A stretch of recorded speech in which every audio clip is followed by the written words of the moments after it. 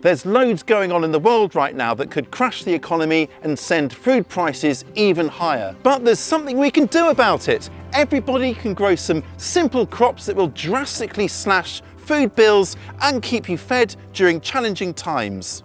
So in this video, we'll look at what to grow to save money, keep food on the table, and bring peace of mind no matter what's going on in the news. When it comes to upping your food security and making sure you've always got something to eat, the first place to start is really very simple. Grow what you eat. Now it may seem obvious, but it's something many gardeners actually overlook. Consider what forms the backbone to your everyday meals, because if you're only growing food you eat occasionally, well, you're not improving food security and you're certainly not saving any money. But focus on those crops that are the dependable staples and, well, you'll quickly see the benefits. So let's find a spare page in my daughter's notepad here. Now the things that I eat lots of are potatoes, onions, garlic and tomatoes. These are all fantastic staples and they're all easy to grow, so they definitely make my list.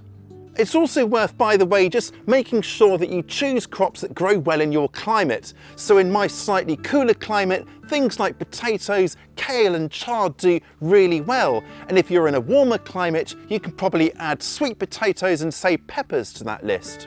By growing things that thrive in your climate, well, you're going to get much more to pick.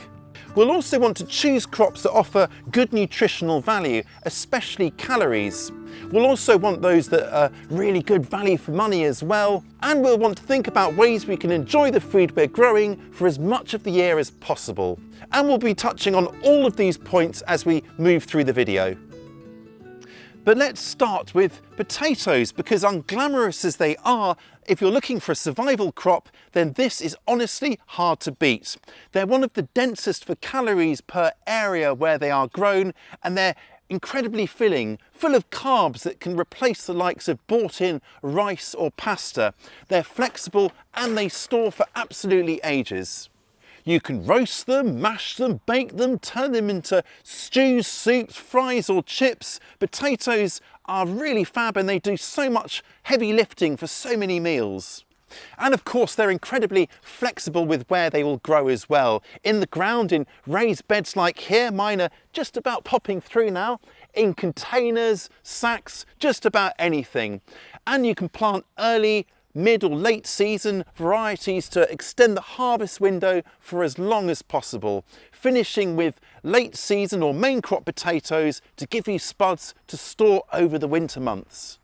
Next up are two crops, onions and garlic. These guys form the starting point to so many savoury dishes, at least in my household, and they are fantastic for food security because they store for months and months and it's easy to grow plenty of them. Grow them once and store them properly and you could be enjoying your own onions and garlic for much of the year. That's one less staple to buy. And in this bed alone, I've got 50 garlic plants. That's 50 full bulbs of garlicky goodness from an area that's around 10 square feet or not much more than 1 metre squared. That's fab. Tomatoes are another excellent choice, but for a very different reason. They are excellent value for money. Consider the cost of tomatoes now, and they're only going up, especially the good ones. But once you plant your tomatoes, they are remarkably productive and form the basis to so many tasty meals. Now, because the danger of frost has very much faded now, I can get my tomatoes in. Of course, the most economical way to start tomatoes is from seed, but as it's a bit late in the season, you'll still find plenty of tomato plants and there's absolutely no problem at all starting with those.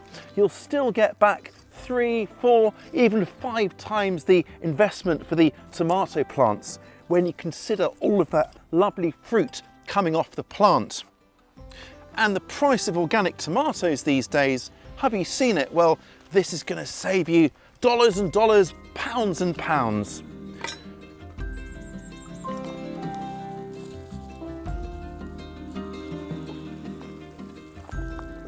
Preserve any surplus pickings long into the winter months by making your own passatas or tomato sauces. They can be frozen even, or you can just freeze tomatoes whole or sliced.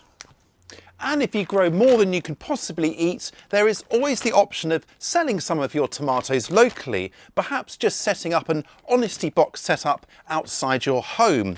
Tomatoes could even help to subsidise some of the other things you are growing. When you're thinking of survival crops, nutritional value and calorie density really matters, because when food costs spiral, that's when calories really become valuable.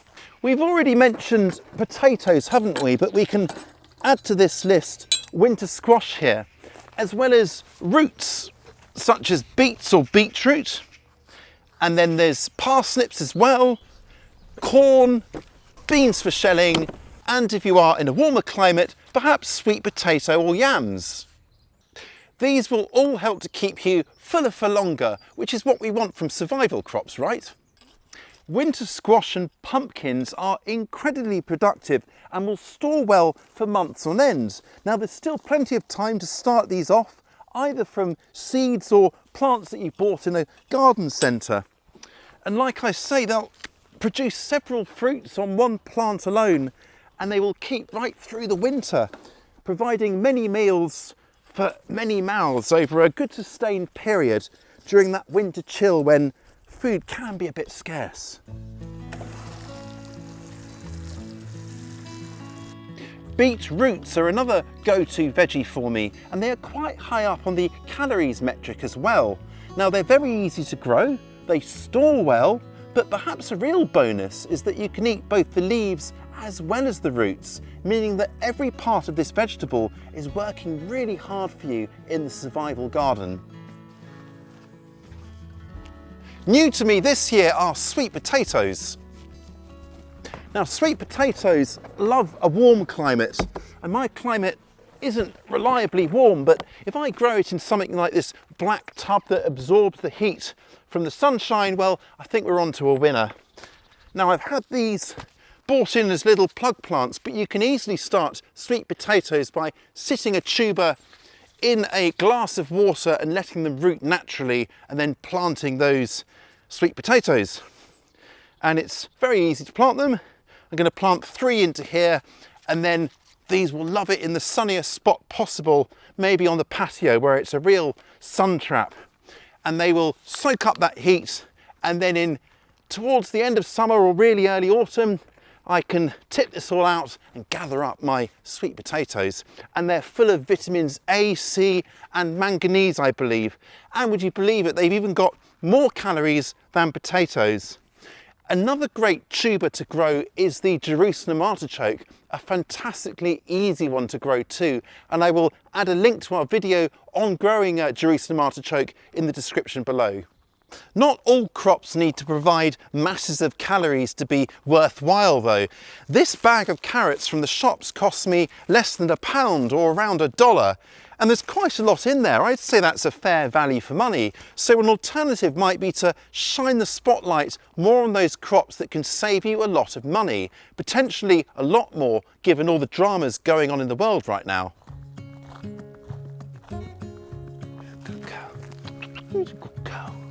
Fruit of all kind is an excellent example. Strawberries, raspberries, gooseberries, currants for example, they all produce so much once they get established, and of course they are loaded with vitamins and antioxidants. Now, these currants in front of me here were all started off from cuttings. Here's one I took a couple of winters ago, popped in the ground, and then they produce an abundance of fruit for all sorts of cordials and puddings, and they're so good for you. Much of this fruit can be frozen, dried, and of course turned into all manner of jams and preserves, extending the usefulness of your harvest long after it's been picked. Herbs are another standout family of crops to grow, and of course they make everything taste so much better. And what's food if it isn't a joy to eat? Herbs are inexplicably expensive in the supermarkets, but very easy to grow. Many herbs are of course perennial, which means you plant them once and then they're in the ground or in pots indefinitely for you to take them as and when they are needed. Others are sown regularly, like these basil here. I'm going to separate these out into their own pots, but a single seed packet, well, sometimes they have hundreds of seeds. This one has got 750 seeds in it. That will provide multiple sowings all summer long to keep me in an abundance of herbs. Fantastic. So we've mentioned fruit and herbs. Next up, salad leaves.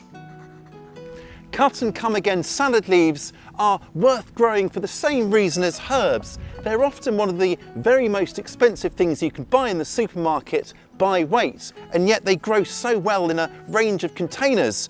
Containers, of course, shallow trays, raised beds, wherever they fit. And you can just come along and clip off leaves as you need them.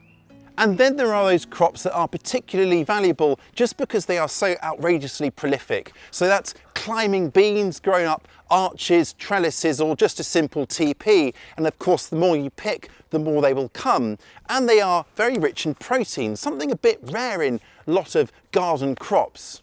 And then there are, of course, famously so, zucchini or courgettes. Here are mine sown a few weeks ago, and look, the first two are already popping up, which is very exciting. Now, I like to grow 3 or 4 plants close by for good pollination, and each plant is capable of producing 20 fruits or more, so you can see how the savings quickly stack up. And just like beans, the more you pick them, the more will come. Another key strategy for upping food security and keeping well fed is to keep those harvests coming for as much of the year as possible.